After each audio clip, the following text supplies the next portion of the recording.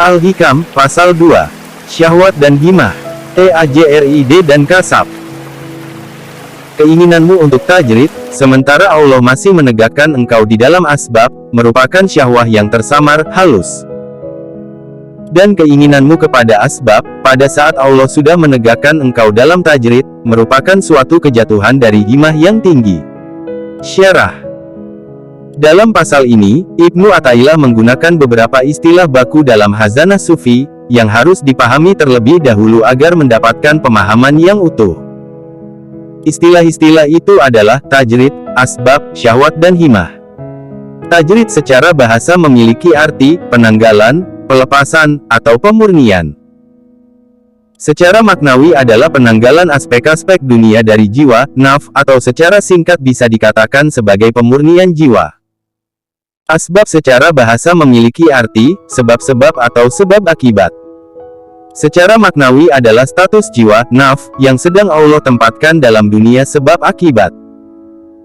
Semisal Iskandar Zulkarnain yang Allah tempatkan sebagai raja di dunia, mengurusi dunia sebab akibat. Syahwah atau syahwat secara bahasa memiliki arti tatapan yang kuat, atau keinginan. Secara maknawi merupakan keinginan kepada bentuk-bentuk material dan duniawi, seperti harta, makanan dan lawan jenis. Berbeda dari syahwat, hawa nafsu, disingkat, nafsu, adalah keinginan kepada bentuk-bentuk non-material, seperti ego, kesombongan, dan harga diri. Himah merupakan lawan kata dari syahwat, yang juga memiliki arti keinginan.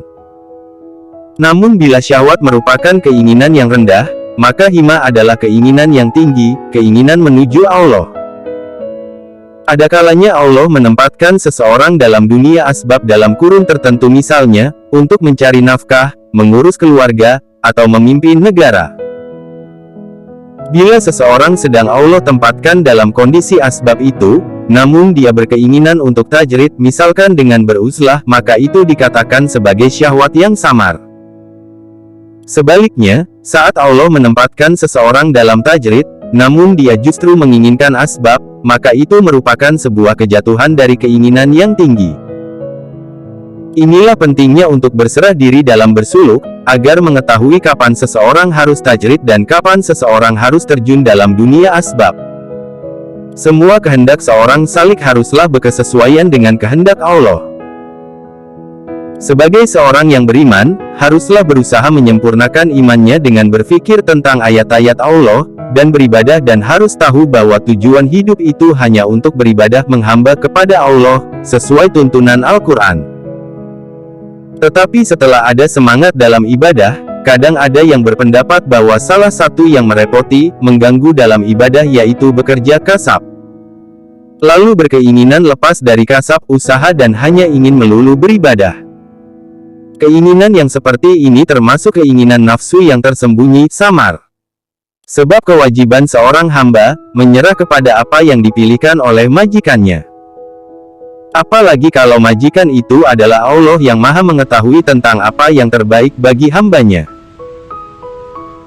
Dan tanda-tanda bahwa Allah menempatkan dirimu dalam golongan orang yang harus berusaha kasab apabila terasa ringan bagimu, sehingga tidak menyebabkan lalai menjalankan suatu kewajiban dalam agamamu, juga menyebabkan engkau tidak tamak rakus terhadap milik orang lain. Dan tanda bahwa Allah mendudukan dirimu dalam golongan hamba yang tidak berusaha tajrid. Apabila Tuhan memudahkan bagimu kebutuhan hidup dari jalan yang tidak tersangka, kemudian jiwamu tetap tenang ketika terjadi kekurangan, karena tetap ingat dan bersandar kepada Tuhan, dan tidak berubah dalam menunaikan kewajiban-kewajiban. Syekh Ibnu Athaillah berkata, "Aku datang kepada guruku Syekh Abu Abbas Al-Mursi. Aku merasa bahwa untuk sampai kepada Allah dan masuk dalam barisan para wali dengan sibuk pada ilmu lahiriah dan bergaul dengan sesama manusia kasab agak jauh dan tidak mungkin. Tiba-tiba sebelum aku sempat bertanya, guru bercerita, ada seorang ahli di bidang ilmu lahiriah. Ketika ia dapat merasakan sedikit dalam perjalanan ini, ia datang kepadaku sambil berkata, aku akan meninggalkan kebiasaanku untuk mengikuti perjalananmu. Aku menjawab, bukan itu yang kamu harus lakukan, tetapi tetaplah dalam kedudukanmu, Sedang apa yang akan diberikan Allah kepadamu pasti sampai kepadamu.